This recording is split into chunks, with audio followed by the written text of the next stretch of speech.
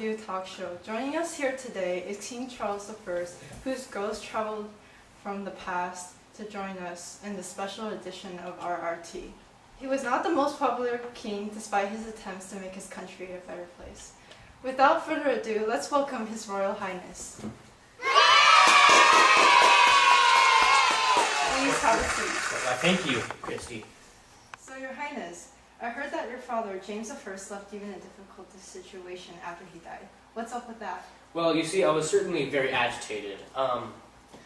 He left me huge debts, and I needed some power because, I am God, of course, so it's kind of tough without any power. So I asked Parliament for some money to pay back my debts, and they said no. All they wanted was my power, and it was really annoying. So then how did you approach this problem?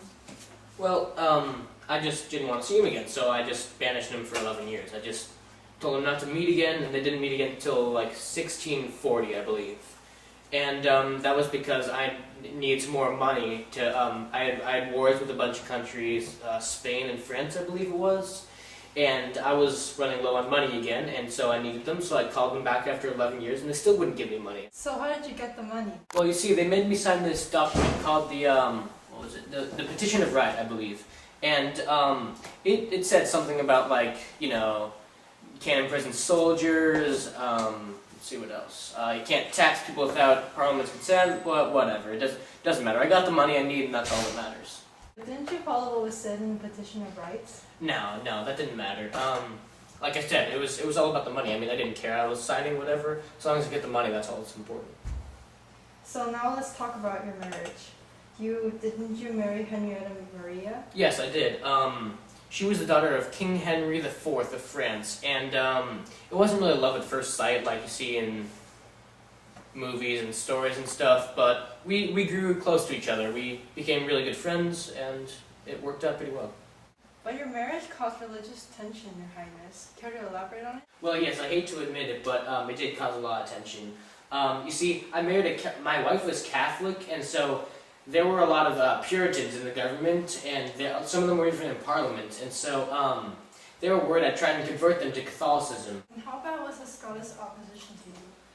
It was pretty bad. They got really violent, and I thought I was doing pretty well. I thought I was going to win until, of course, again, monetary problems came in, and yeah, Parliament still wouldn't give me the funds I needed, even though we were at war against another country, so we ended up losing, and it was not fun.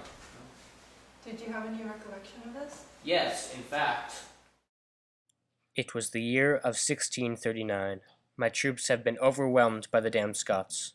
Reluctantly, I called on the Parliament in an attempt to solve my economic crisis. Our troops were short on money. The Parliament and I gathered. We discussed, argued, and debated for hours, but we came to nothing.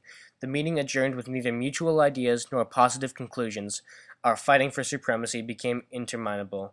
I loathed it, my powers did nothing, and because of this problem, the Civil War began. Sure caused a lot of controversy, Your Highness. What do you think of the Roundheads during the Civil War?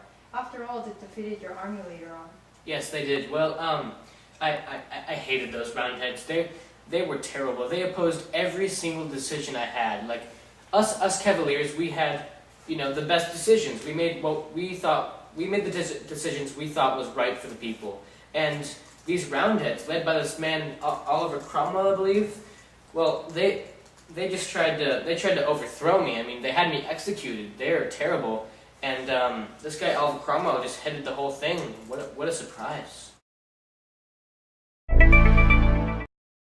I was praying at church when I received a call from police from my dear friend John Godfrey, and he told me he was at jail. I mean, I was busy confessing to God of all my sins. I wasn't sure what to do. So I asked God for advice, and he told me to call Bishop's bail bond. He said it was the only way to save my friend from injustice. And they were fast, easy, and professional. They handled the situation perfectly, and my friend was out of jail in no time. So, really, you should call Bishop bail bonds. I mean, they were just amazing. Phone number is 1-800-387-4051. Welcome back to the Royal Review talk show. In addition to having King Charles I today, we've also got another special guest. Let's welcome Sir Oliver Cromwell! Hey, you're dead, Charles. What are you doing here? You're dead too. Okay, guys, calm down. Oliver, we summoned you from the dead to discuss about what happened between you two in the English Civil War. Charles mentioned that the Roundheads turned to you for military support. You eventually led them to victory, you know? Yeah, that's true. I created the Roundheads, and we became the new model army. I disagree with the new model army. You know what? Really? Well, we all know that Cromwell, you won the war. Was there any secrets or any factors that contributed to the victory? Well, first of all, we had way more people behind us. Come on. England, the common people, Parliament, House of Commons, hello. And, like earlier, like I said, we were financially aided, so we were all good to go. I was confident about our victories in the beginning. Let's see. I don't really remember the facts, so you can fill me in. Alright, in 1642, we lost to them at Edgehill, I think it was, yeah, in October. And then in 1645, we lost to them at Nesby, and that was a tough loss for us. And then in 1646, they kept winning, so I eventually fled to Scotland, but those damn Scots they turned me in. I mean, they sold me out. Your Highness, you were put on trial of treason. How did that go? Well, here's my story. After I was captured at Oxford, life was miserable, even though I tried to compose myself as the noble King of England. I was put on trial, but I wouldn't dare call it such a thing. An event of utter nonsense, the House of Commons and the clerk accused me of illegitimate actions, such as murder, treason, etc. I repeatedly told them a king cannot be tried by any superior court on earth. Power without law cannot make or change the law, and denied all 3 times they've asked me to answer my charge because I believed it was unreasonable. To my extreme disappointment, they sentenced me to death as a tyrant, traitor, and murderer. 3 days afterwards, the sentence was carried out. Sorry to hear that, sir.